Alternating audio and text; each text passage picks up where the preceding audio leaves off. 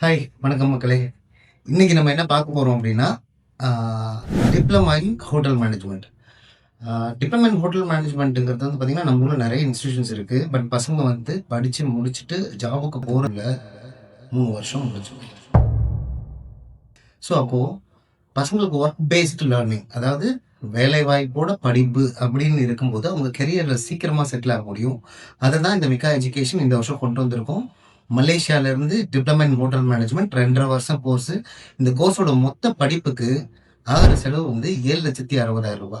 ஆனா, பசங்க படிச்சு முடிக்கிறதுக்குள்ள ஸ்டைஃபண்டா சம்பாரிக்கிற பணம் ரூ. 10,80,000.